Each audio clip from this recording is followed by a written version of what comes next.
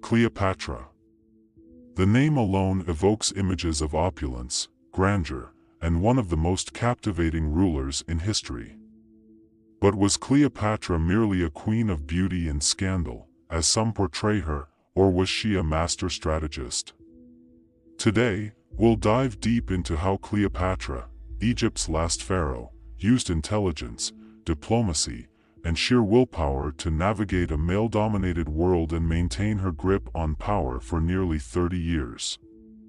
What were her secrets to staying in control of Egypt during one of the most turbulent periods in ancient history? Stay with us as we unravel the mysteries of Cleopatra's reign. To understand Cleopatra's ascent to power, we first have to look at the turbulent time into which she was born. Cleopatra was part of the Ptolemaic dynasty, a Greek family that had ruled Egypt since the time of Alexander the Great.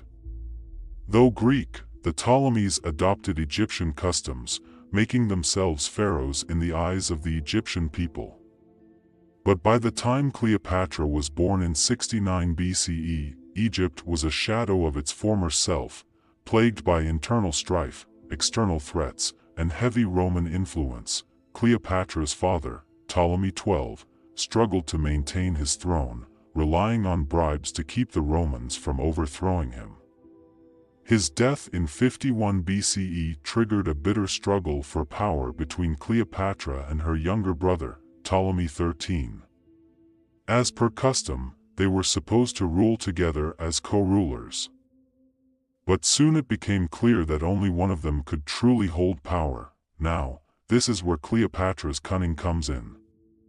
Instead of engaging in open warfare with her brother, she used subtle political maneuvering.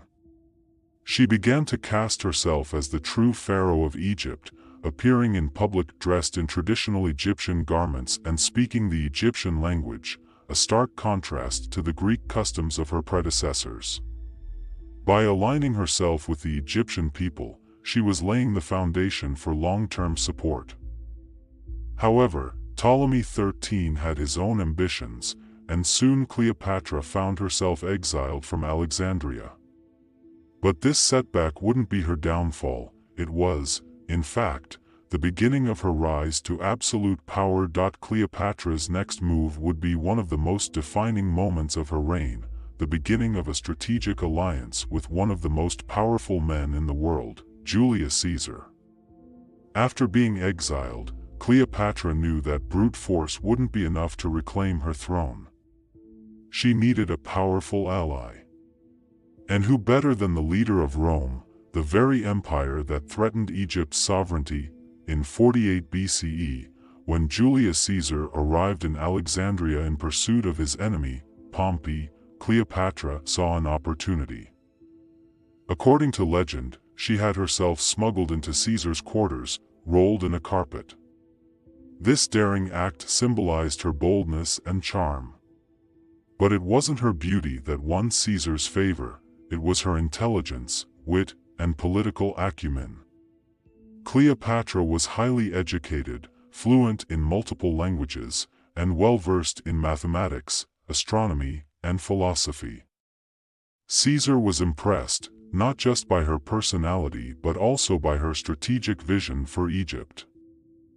However, Ptolemy XIII had his own ambitions, and soon Cleopatra found herself exiled from Alexandria.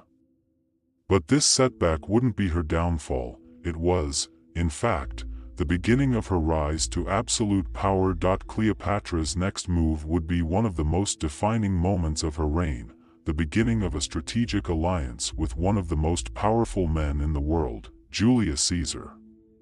After being exiled, Cleopatra knew that brute force wouldn't be enough to reclaim her throne. She needed a powerful ally.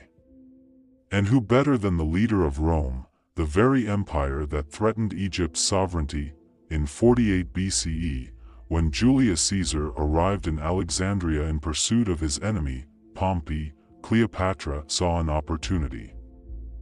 According to legend, she had herself smuggled into Caesar's quarters, rolled in a carpet. This daring act symbolized her boldness and charm. But it wasn't her beauty that won Caesar's favor, it was her intelligence, wit, and political acumen. Cleopatra was highly educated, fluent in multiple languages, and well-versed in mathematics, astronomy, and philosophy.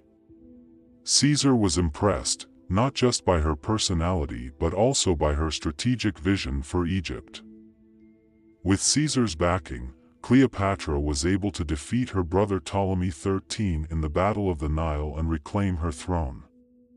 However, Cleopatra didn't just rely on Caesar for military support, she was astute enough to understand the intricacies of Roman politics. She bore Caesar a son, Caesar Ion, which not only solidified her relationship with him but also gave her a legitimate heir who could potentially bridge the gap between Egypt and Rome. By forging a personal and political alliance with Caesar, Cleopatra was able to secure her throne and protect Egypt's autonomy, at least for the time being. But this was just the beginning of Cleopatra's brilliant manipulation of international politics. It wasn't enough for Cleopatra to align herself with powerful figures abroad, she also had to maintain her legitimacy at home. One of her most effective tactics was positioning herself as a true Egyptian ruler, not just a foreigner on the throne. This was a key difference between Cleopatra and the other Ptolemies. She embraced the religion of her people, presenting herself as the reincarnation of the goddess Isis, a deity who was both a mother and a protector. This wasn't just about personal belief, it was a calculated political move. By identifying herself with Isis, Cleopatra appealed to the spiritual and emotional needs of the Egyptian people, positioning herself as their protector in a time of uncertainty. But Cleopatra's power didn't rest solely on religious imagery. She took an active role in Egypt's economy, which was in decline when she took the throne. Cleopatra reorganized the tax system and worked to stabilize Egypt's economy, focusing on agriculture and trade. The Nile's fertile lands were crucial, and Cleopatra ensured that Egypt's resources were used to benefit. After Caesar's assassination in 44 BCE, Cleopatra's position once again became precarious. She needed a new ally to protect Egypt from the growing power of Rome.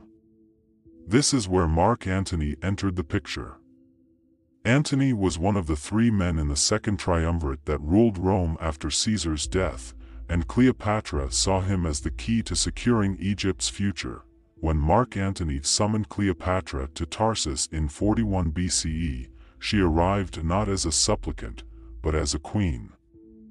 Her entrance was legendary. She sailed up the Cydnus River on a golden barge, dressed as the goddess Aphrodite, surrounded by attendants. This spectacle wasn't just about theatrics, it was a calculated move to impress Antony and assert her own divinity and power. Cleopatra's relationship with Antony was much like her relationship with Caesar, both personal and political.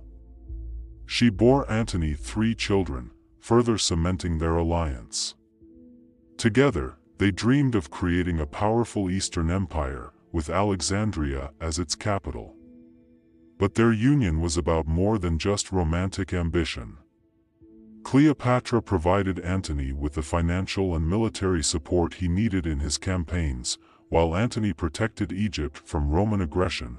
However, this alliance put Cleopatra and Antony in direct conflict with Octavian, the future Augustus Caesar, who sought to become the sole ruler of Rome. This tension would ultimately lead to their downfall, but for nearly a decade. Cleopatra and Antony ruled the Eastern Mediterranean as a formidable power couple. Cleopatra's ambition and alliance with Antony ultimately led to her tragic end. In 31 BCE, they faced Octavian's forces at the Battle of Actium. Despite their efforts, Cleopatra and Antony were decisively defeated. Both fled back to Egypt, where Antony took his own life after receiving false news of Cleopatra's death. In a final act of defiance, Cleopatra refused to be paraded as a prisoner in Octavian's triumph in Rome. According to legend, she ended her life by allowing an asp, a venomous snake, to bite her, though the exact details remain a mystery. Cleopatra's death marked the end of the Ptolemaic dynasty and the beginning of Roman rule over Egypt. Cleopatra's death may have signaled the end of an era, but her legacy lives on. She was more than just a queen entangled in love affairs. She was a shrewd politician, a brilliant diplomat, and one of the most powerful women in history. Cleopatra's secrets to power, her ability to forge strategic alliances, to command the loyalty of her people, and to use her intellect and charm, continue to captivate historians and audiences alike. So, what can we learn from Cleopatra's life? Perhaps it's that power is rarely given freely. It must be earned and defended through strategy, intelligence, and sometimes, even sacrifice.